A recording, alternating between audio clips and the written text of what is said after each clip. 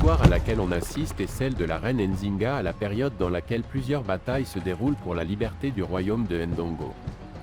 Son enfance se déroule dans l'entourage de son père, le souverain du royaume de Ndongo, et elle est prénommée Nzinga parce qu'elle est née avec le cordon ombilical autour du cou, Kujinga, signifiant tordre ou enrouler, en Kikongo ainsi qu'en Kimbundu.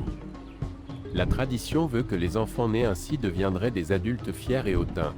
Une femme sage aurait dit à sa mère que Nzinga serait reine un jour.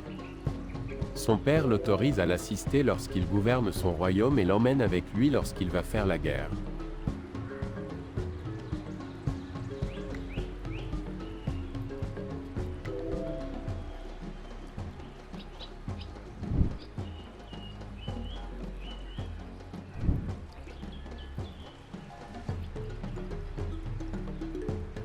La reine Nzinga a acquis son pouvoir et son influence par son éducation essentiellement guerrière dès sa plus tendre enfance.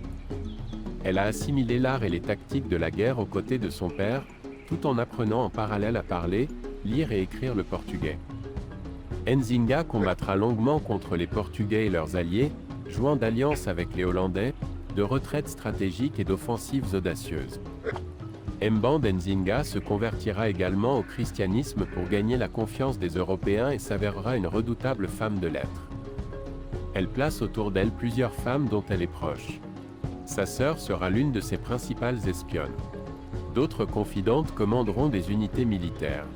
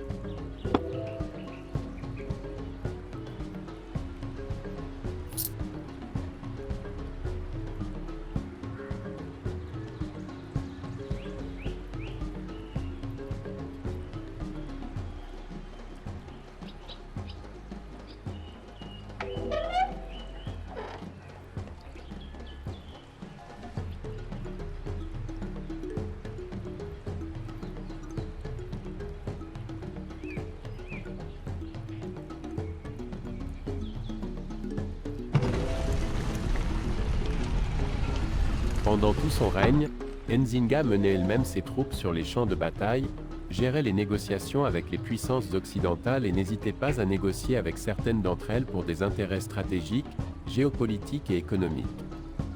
Qu'il s'agisse du pape ou du roi du Portugal, Nzinga n'a jamais cessé de faire entendre sa cause. Convertie une deuxième fois, elle finit par s'imposer comme monarque chrétien de Ndongo Matamba, de 1856 jusqu'à sa mort en 1663 à l'âge de 82 ans.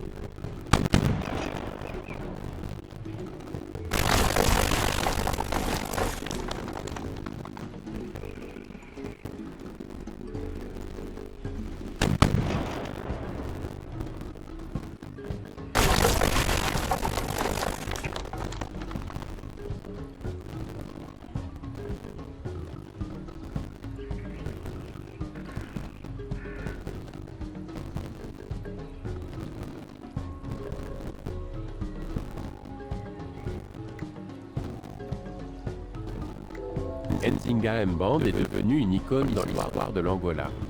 Une statue de la reine trône au cœur de la capitale. Elle est le symbole de la dignité, de la justice et de l'égalité, de la lutte contre l'exploitation de l'Afrique et contre l'esclavage. Son histoire éclaire des aspects liés au genre,